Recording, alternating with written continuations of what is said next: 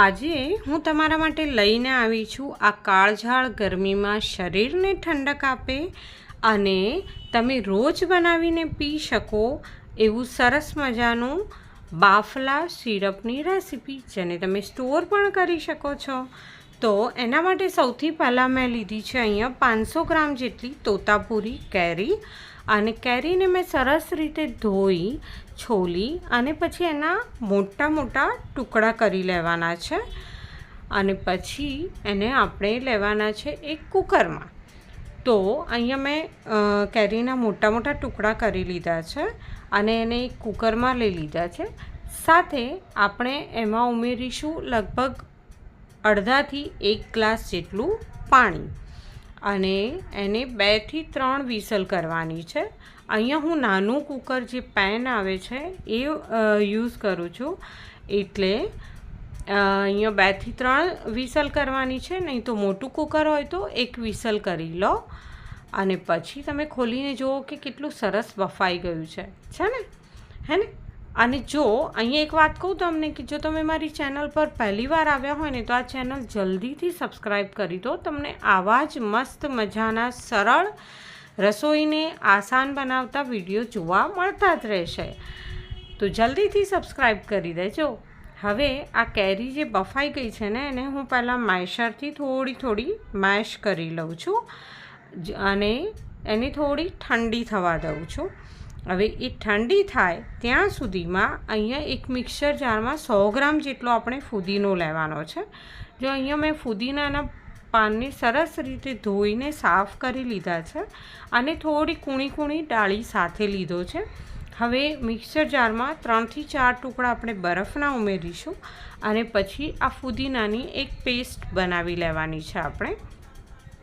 તો તમે જોઈ શકો છો કે અહીંયા સરસ રીતે ફુદીનો પીસાઈ ગયો છે। ફુદીનો પીસાય એટલે એના પર આ રીતે ફીણ આવે એ સ્વાભાવિક છે, એટલે ગભરાવાની કોઈ જરૂર નથી, એને થોડી વાર રહેવા દેશો તો એનું ફીણ સેટ થઈ જશે।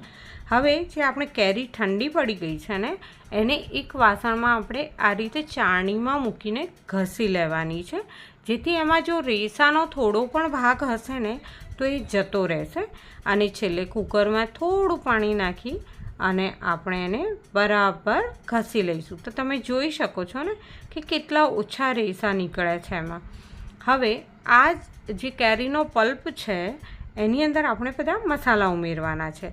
તો સૌથી પહેલાં તો ગળપણ, તો અહીંયા મેં 500 ગ્રામ કેરી લીધી હતી, એની સામે 500 ગ્રામ હું ગળપણ લઉં છું, એટલે 250 ગ્રામ મેં ખાંડ લીધી છે અને 250 ગ્રામ ગોળ, સાથે 1.5 ચમચી જેટલું મીઠું, 1.5 ચમચી જેટલો સંચળ પાવડર, એ તમે તમારા સ્વાદ પ્રમાણે થોડી વધઘટ કરી શકો છો, પણ અહીંયા મેં 1.5 ચમચી જેટલું લીધું છે। સાથે 1.5 ચમચી જેટલો આપણે એમાં શેકેલા જીરુંનો પાવડર પણ ઉમેરીશું। એનાથી થોડો કલરમાં ફરક પડશે, પણ એના માટે મેં એક ઓપ્શન લીધું છે, હે ને। હવે સાથે આપણે એમાં ઉમેરીશું 1 ચમચી જેટલો ચાટ મસાલો, જે તમારા શરબતને એકદમ ચટપટું અને ટેસ્ટી બનાવશે। તો આ બધી વસ્તુને મિક્સ કરી અને ગેસ ઉપર તમારે એને ઉકળવા દેવાનું છે, જ્યાં સુધી ગોળ ઓગળી ન જાય, બરાબર છે।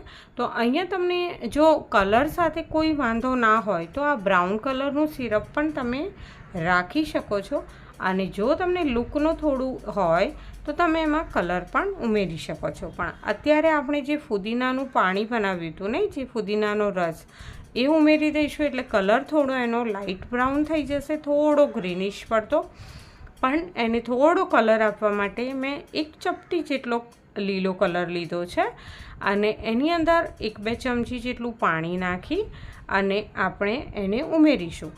પણ કલર ઉમેરવો એ બિલકુલ ઓપ્શનલ છે, તમારે ના ઉમેરવો હોય તો તમે નહીં ઉમેરો તો પણ ચાલશે, પણ તો જે તમારા શરબતનો લીલો રંગ જોવા નહીં મળે એના માટે થઈને મેં આ કલર ઉમેર્યો છે। તો આ રેસીપી તમને કેવી લાગી એ મને જરા કમેન્ટ કરીને કહેજો, અને આવી જો તમને બીજી રેસિપીઝ જોવી હોય ને તો પણ મને જણાવજો કે હવે તમારે આગળ કેવી રેસીપી જોવી છે, અને આ વિડીયો ગમે તો એને લાઈક અને શેર જરૂરથી કરજો। હવે તમે જોઈ શકો છો કે એને ઉકાળી અને સરસ મજાનું સિરપ તૈયાર થઈ ગયું છે. એને 1-2 કલાક ઠરવા દઈ અને પછી આ રીતે આપણે બરણીમાં ભરી લઈશું અને તમે એને 3 થી 4 મહિના ફ્રીઝમાં આરામથી સ્ટોર કરી શકો છો. હવે એ સિરપમાંથી આપણે બનાવીએ શરબત, જે તમારા શરીરને તો ઠંડક આપશે અને સાથે નવી ઉર્જા પણ આપશે. તો એના માટે સૌથી પહેલાં એક ગ્લાસમાં મેં પલાળેલો ગોંદ કતીરા જે આવે છે એ લીધું છે. એ 1 ચમચી જેટલો લીધો છે, જેને રાતભર તમારે પલાળી રાખવાનો હોય છે. હવે એમાં 3 થી 4 ચમચી જેટલું આપણે જે સિરપ બનાવ્યું હતું ને એ ઉમેરવાનું છે. તો મોટી ચમચી હોય તો 3 થી 4 ચમચી, નહીં તો 1/2 કપ જેટલું તમે લઈ શકો, ગ્લાસ મોટો હોય તો. સાથે થોડા ફુદીનાના પાન મેં અહીંયા હાથેથી તોડીને જ એમાં ઉમેર્યા છે. જો તમારી પાસે હોય તો તમે ઉમેરી શકો, નહીં ઉમેરો તો પણ ચાલશે. સાથે એક ઓર વસ્તુ ઉમેરીએ છીએ, જે છે તકમરિયા. તો તકમરિયા પણ તમારા સ્વાસ્થ્ય માટે બહુ સારા છે. તો તમે એને પલાળીને પણ ઉમેરી શકો ને એમનેમ પણ ઉમેરી શકો.